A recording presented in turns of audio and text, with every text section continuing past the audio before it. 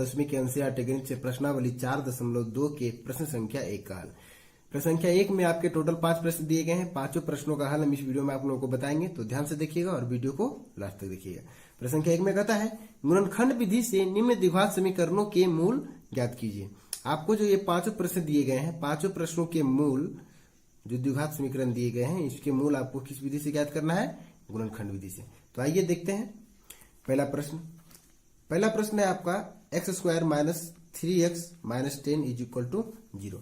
तो गुणनखंड विधि में होता है क्या कि सबसे पहले आपको जो द्विघात समीकरण दिया गया है उसके प्रथम पद और अंतिम पद को गुणा करके आपको उसका गुणनखंड करना होता है। गुणनखंड इस प्रकार करके दो पद में तोड़ना होता है कि आपका जो बीच वाला पद या तो जोड़ के या तो घटा करके आ जाना चाहिए। ठीक है, तो आइए इसके प्रथम पद और अंतिम पद को गुणा करते हैं। सबसे पहले तो x² है प्रथम पद और अंतिम पद क्या है? 10। तो x² इंटू 10 क्या हो जाएगा? 10x²। और हम इसका गुणनखंड करेंगे तो क्या आ जाएगा? 2 into 5 into x into x। तो 2 इंटू 5 10 और x इंटू x² समझ रहे होंगे। तो अब इसको आपके पास 1 2 3 4 पदों में इसका गुणनखंड आया है और इसको इस प्रकार तोड़ना है कि आपका जोड़ या घटा करके बीच वाला पद क्या आ जाना चाहिए? 3x माइनस 3x है। ठीक है, तो आइए यदि हम 2 इंटू x तो 2x, ठीक है, 2 इंटू x तो 2x आएगा और 5 इंटू x करेंगे तो 5x आएगा। और 5x और 2x के साथ कौन सा ऐसा संबंध बनाया जाए कि आ जाए आपका 3x। तो यदि हम 5x में 2x क्या कर दें? माइनस 5x में 2x माइनस कर दें तो आपका 3x आ जाएगा। लेकिन हाँ, आपको एक बात का ध्यान रखना है कि यहाँ माइनस है तो हमारा यहाँ घटा करके भी से 5x में 2x माइनस करके ही 3x आना चाहिए, माइनस में ही आना चाहिए। ठीक है, अर्थात यदि हम 5x वाले पद को माइनस में रखें और 2x वाले पद को प्लस में रखें तो 5x में से 2x जाएगा तो 3x तो आएगा ही, माइनस प्लस माइनस। और आगे चिन्ह जो है आपका बड़ा क्या है? माइनस का, इसलिए यहाँ आगे माइनस। समझ रहे? तो आपको यहाँ रखना है x² का जस्ट x² रख देना है और माइनस 3x के बदले आपको ये वाला पद रखना है, अर्थात minus 5x plus 2x minus 10 equal to 0। ठीक है, इस प्रकार से समझ रहे होंगे। माइनस 5x में 2x घटेगा तो क्या आ जाएगा? Minus 3x। अब जो है आपको क्या कर लेना है? कॉमन ले लेना है। ठीक है, तो कॉमन में होता है कि जो पद आपका गुणनखंड, सबसे पहले आपको जिस पद से कॉमन लेना है उस पद का गुणनखंड देखना है। जो पद मिल रहा है उस पद को बाहर रखना है और जो पद नहीं मिल रहा है उसको अंदर रखना है। जैसे कि x² और माइनस 5x में हम कॉमन लेंगे तो यहाँ x² का गुणनखंड आपका x इंटू x होगा। ठीक है, और माइनस 5x अर्थात 5x का गुणनखंड आपका होगा 5 इंटू x। तो इन दोनों में क्या क्या कॉमन है? x दोनों पद में है ना, अर्थात हमारा x क्या हो जाएगा? कॉमन, और बच जाएगा यहाँ से x² की जगह पे x और 5x की जगह पे 5। तो यहाँ से आपको कॉमन के रूप में इस प्रकार लिखना है, दोनों पदों में क्या मिल रहा है? x। तो x हम कॉमन निकाल लेंगे बाहर और जब x कॉमन निकाल लिए तो x² में क्या बच गया? x। तो यहाँ x लिख देंगे और 5x में क्या बच गया? 5। यहाँ माइनस है तो यहाँ माइनस रख के 5x में 5 बचा तो 5 रख देना है। ठीक है, फिर प्लस, उसी प्रकार इसमें कॉमन लीजिएगा आप। तो इसमें दोनों पदों में क्या मिल रहा है? 2x का 2 इंटू x और 10 का क्या हो जाएगा? 2 इंटू 5। तो 2 दोनों में कॉमन मिल रहा है तो 2 को हम क्या कर लेंगे? कॉमन ले लेंगे। यहाँ से 2x से x बच जाएगा और 10 से क्या बच जाएगा? 2 निकल जाएगा तो माइनस 5 इक्वल टू 0। अब जो है दो पद वापस आपको मिल रहा है जिसमें x माइनस 5 और x माइनस 5 दोनों पदों में है।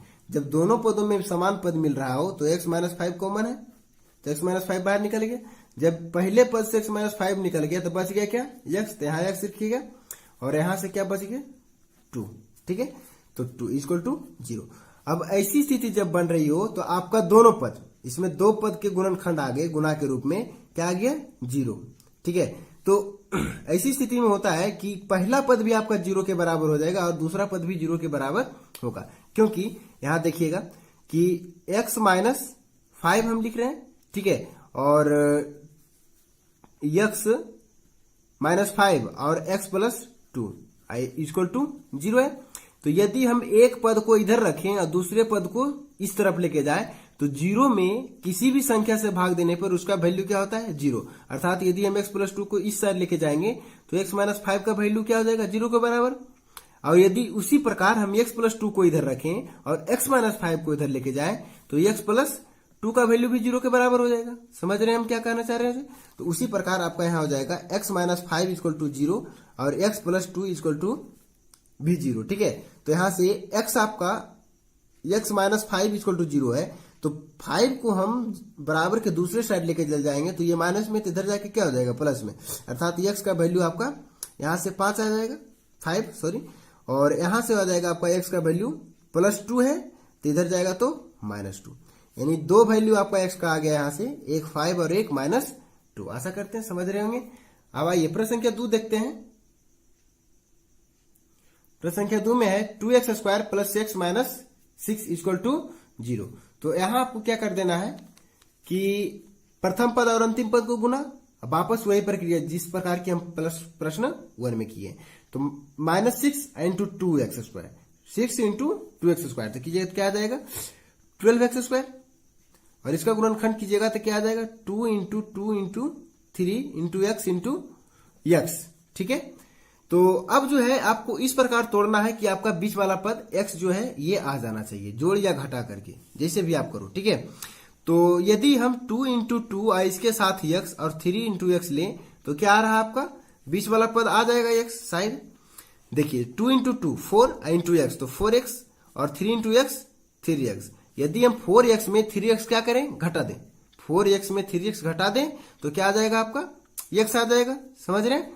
तो यहां आपको लिख देना है 2x square plus 4x minus 3x, ये वाला पद 6 इक्वल 0, अर्थात 2x स्क्वायर का 2x स्क्वायर और x के बदले हमने लिख दिए हैं 4x माइनस 3x, क्योंकि 4x में 3x जाएगा तो x ही आएगा और माइनस 6 के बदले माइनस 6 तो है ही। अब यहां से आपको वापस वही क्या करना है, कॉमन निकालना है। तो कॉमन जो है गुणनखंड के रूप में आप कर सकते हो, 2x स्क्वायर का यदि हम गुणनखंड करेंगे तो 2 इंटू एक्स इंटू एक्स, और वापस 4x का गुणनखंड करेंगे तो 2 इंटू 2 इंटू एक्स, अर्थात इसमें पहले पद में 2x स्क्वायर और 4x के गुणनखंड में 2 और x, 2 और x क्या हो रहा है कॉमन मिल रहा है, तो 2x हम कॉमन ले लेंगे तो यहां से बच जाएगा 2x स्क्वायर में से x, और इससे 2x कॉमन निकल जाएगा तो क्या बच जाएगा 2 और माइनस 3x है और माइनस 6 है। इससे यदि हम 3 कॉमन ले लें तो यहां बच जाएगा आपका x और यहां आ जाएगा प्लस, क्योंकि माइनस है। ठीक है, तो 3 6 से 3 निकल जाएगा तो वापस बच जाएगा 2। अब आप चेक भी कर सकते हो 2x इंटू एक्स तो 2x स्क्वायर, 2x इंटू 2 तो 4x, और 3 इंटू एक्स तो 3x माइनस 3x, और माइनस 3 इंटू 2 तो माइनस 6, कोई दिक्कत नहीं। अब जो है दोनों पद में आपका x प्लस 2 है तो x प्लस 2 क्या कर लेना है आपको कॉमन ले लेना है वापस, तो x प्लस 2 कॉमन निकल गया तो पहले पद से आपका क्या बच जाएगा 2x और दूसरे पद से क्या बच जाएगा 3 इक्वल टू 0। तो अभी हम पहले प्रश्न में आपको बताए थे कि जब ऐसी स्थिति पद पैदा हो तो दोनों पद आपका 0 के बराबर होगा, अर्थात x प्लस 2 इक्वल टू भी 0 और 2x माइनस 3 इक्वल टू भी 0। तो x का वैल्यू यहां से माइनस 2 आ जाएगा, क्योंकि ये प्लस में बराबर के दूसरे साइड चले जाएगा तो माइनस, और यहां से 2x इक्वल टू 3, क्योंकि ये माइनस में है तो ये आ गया प्लस में, तो x का वैल्यू यहां से आ जाएगा 3/2। तो दो वैल्यू आपका निकला, एक 3/2 और एक -2। तो ये आपका दिया गया द्विघात समीकरण जो है इसका मूल है, अर्थात मतलब इन दोनों वैल्यू को यदि हम इस द्विघात समीकरण में पुट करेंगे तो इस द्विघात समीकरण का वैल्यू क्या आ जाएगा 0 के बराबर। ठीक है, आइए प्रश्न संख्या 3 देखते हैं। प्रश्न संख्या 3 में है 2√2x square plus 7x plus 5 root equal to 0। तो प्रथम पद और अंतिम पद को वापस गुना करना है आपको, और गुना करने के बाद फिर बीच वाला पद को जोड़िए घटा करके लाना है। तो प्रथम पद आपका √2x स्क्वायर है, तो √2x स्क्वायर, और अंतिम पद है 5√2, तो इसको गुना कीजिएगा तो √2 से √2 क्या होगा गुना होकर के √4 आएगा, इसका वैल्यू 2 के बराबर, अर्थात 5 इंटू 2 तो 10x स्क्वायर, गुना करने के बाद क्या आ गया आपका 10x स्क्वायर। तो 10x स्क्वायर का क्या करना आपको गुणनखंड, तो 2 into 5 into x into x, और बीच वाला पद आपका क्या है 7x, तो 2x और 5x, 2x प्लस 5x जोड़ेंगे तो क्या आ जाएगा, मतलब 2x प्लस 5x करेंगे तो क्या आ जाएगा 7x, अर्थात यहां हम लिख सकते हैं 2x √2x स्क्वायर और plus 5x plus 2x, 5x plus 2x कर दिए 7x हो गया, प्लस 5√2 इक्वल टू 0। अब यहां से दोनों पद में क्या आपका कॉमन मिल रहा है? x, ठीक है, क्योंकि √2x² के गुणनखंड में √2 इंटू x है और 5x के गुणनखंड में 5 इंटू x है केवल, तो केवल x कॉमन मिल रहा है और कुछ नहीं। तो यहां से आपको x कॉमन ले लेना है, तो यहां क्या बच जाएगा? √2x √2x और प्लस 5 और प्लस यहां से आपको क्या कॉमन मिल जाएगा? √2, ठीक है, क्योंकि 2x के गुणनखंड को हम लिख सकते हैं √2 इंटू x। √2 और √2 क्या हो जाएगा? √4, इसका वैल्यू 2। तो यहां से √2 आपका कॉमन हो जाएगा, बच जाएगा क्या? √2x और यहां से बच जाएगा 5√2 में से √2 कॉमन हो गया तो बच गया 5 इक्वल टू 0। अब आप गुना करके देख सकते हो, तो √2x इंटू x तो √2x², 5 इंटू x तो 5x और √2 इंटू √2x तो गुना आ जाएगा तो क्या आ जाएगा होकर के 2x और 5 इंटू √2 तो 5√2। तो दोनों में ये वाला पद है √2x प्लस 5, तो √2x प्लस 5 आपका यहां से फिर कॉमन हो जाएगा, यहां बच जाएगा x और यहां बच जाएगा √2 इक्वल टू 0। तो दोनों पद आपका 0 के बराबर, तो √2x प्लस 5 इक्वल टू 0, यहां से भी x प्लस √2 इक्वल टू 0। तो यहां से √2x इक्वल टू -5 क्योंकि इधर प्लस में है और x इक्वल टू -√2 क्योंकि इधर ये प्लस में है। तो x का वैल्यू -5 y √2 और एक x का वैल्यू क्या आ गया? -√2। तो इस द्विघात समीकरण का आपका दो मूल क्या आ गया? √2 और दूसरा आ गया -5/√2। चौथा प्रश्न है आपका 2x² - x plus 1/8 equal to 0। तो द्विघात समीकरण में आपको इसमें देखने को मिल रहा है कि जो अचर पद है आपका इसमें वो क्या है? भिन्न में, ठीक है। तो सबसे पहले आप इसको भिन्न से हटा दीजिए, तब आपको हल करने में क्या हो जाएगी? आसानी हो जाएगी। आइए भिन्न से हटाते हैं, तो क्या करेंगे? हम इसका एलसीएम ले लेंगे, ठीक है। इसके नीचे कुछ नहीं तो 1, इसके नीचे कुछ नहीं तो 1 है। और जब एलसीएम लेंगे तो 8 आ जाएगा एलसीएम, ठीक है। तो जब एलसीएम 8 आ गया तो 1 से डिवाइड करेंगे 8 में तो क्या आएगा? 8 और 8 इंटू 2x² तो 16x²। उसी प्रकार यहां आ जाएगा आपका 8x प्लस 1 इक्वल टू 0, ठीक है। आपका 8 जो है ये क्या है? भाग में, अर्थात नीचे जो है हर में, तो इधर जाएगा तो क्या हो जाएगा? ये गुना हो जाएगा 0 में जाकर के, तो क्या हो जाएगा? इसका वैल्यू 0 के बराबर, अर्थात 16x² minus 8x plus 1 equal to 0। आपका ये द्विघात समीकरण बन गया सॉलिड एकदम, भिन्न से अलग, भिन्न जो था हट गया, ठीक है। अब आइए इसको हल करते हैं। प्रथम पद अंतिम पद को वापस फिर गुना करना है, तो 16x² आएगा, इसका गुणनखंड आएगा 2 इंटू 2 इंटू 2 इंटू 2, ठीक है, और इंटू x इंटू x। तो आपको इस प्रकार तोड़ना है कि बीच वाला पद जोड़िए घटा करके आ जाए। तो 2 into 2 4 into x, 2 into 2 4 into x, तो 4x प्लस 4x 8x आ जाएगा। तो यहां हम 16x², चूंकि 8x क्या है? माइनस में, तो -4x और वापस फिर -4x, तो -4x plus 8x, sorry -8x और प्लस 1 इक्वल टू 0। 16x² का 16x² और -8x के बदले -4x और -4x लिख दिए, जो कि जुट करके -8x हो जाएगा, प्लस 1 इक्वल टू 0। तो यहां से आपका 16x² से वापस क्या कर दीजिएगा? आपको कॉमन ले लेना है, तो कॉमन ले लीजिएगा, आपका 4x कॉमन निकल जाएगा। तो 4x कॉमन निकलेगा तो 16x² में क्या बच जाएगा? आपको 4x और यहां बच जाएगा 4x से 4x कॉमन पूरा बाहर निकल गया, तो क्या बचेगा? कुछ नहीं तो 1, और माइनस यहां से 1 कॉमन ले लीजिएगा तो 4x माइनस 1 बचेगा। अब आइए इसको गुणा करके चेक कर लेते हैं हम सब कॉमन सही लिए हैं या नहीं।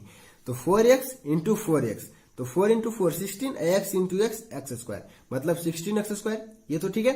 अब 4x इंटू -1 तो -4x, ये तो भी ठीक है।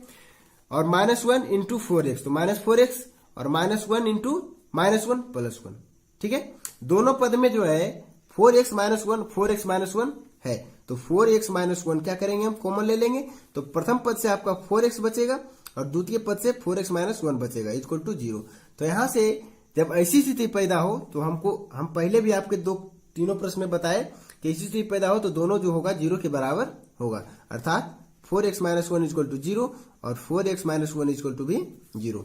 तो 4x इक्वल टू यहां से 1 और 4x equal to 1, x equal to 1/4, यहाँ भी x इक्वल टू 1/4।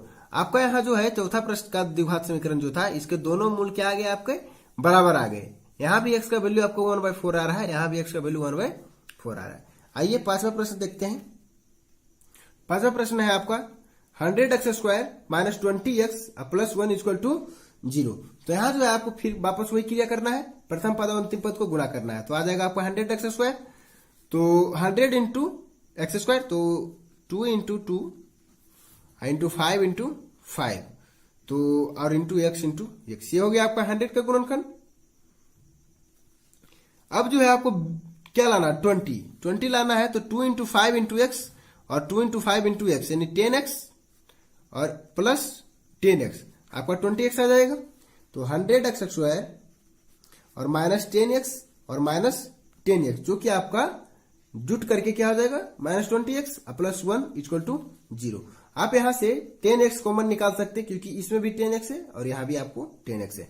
तो 10x 100x से 10x निकल गया, क्या बच जाएगा 10x माइनस 1 और माइनस 1 इससे कॉमन निकलेंगे, कुछ नहीं बच रहा है तो 10x और माइनस 1 इक्वल टू 0। अब आइए इसको चेक कर लेते हैं हम कॉमन सही लिए हैं या नहीं। 10x इंटू 10x, तो 10 इंटू 10 100 और x इंटू x² यानी 100x² आ गया, और माइनस 1 इंटू 10x तो माइनस 10x, और माइनस 1 इंटू 10x तो माइनस 10x, और माइनस 1 इंटू माइनस 1 तो प्लस 1 इक्वल टू 0। दोनों पद में 10x माइनस 1 है, तो 10x माइनस 1 कॉमन हो जाएगा, यहां से बच जाएगा 10x और यहां से बच जाएगा माइनस 1 इक्वल टू 0। तो दोनों पद उसी प्रकार, तो 10x माइनस 1 इक्वल टू 0, वहां भी 10x माइनस 1 इक्वल टू 0, अर्थात 10x इक्वल टू 1, यहां से भी 10x इक्वल टू 1, तो x का वैल्यू यहां से 1/10, यहां से भी x का वैल्यू 1/10। इसमें भी आपको दोनों मूल क्या आ रहे हैं, समान आ रहे हैं। ये था आपका पांचवा प्रश्न।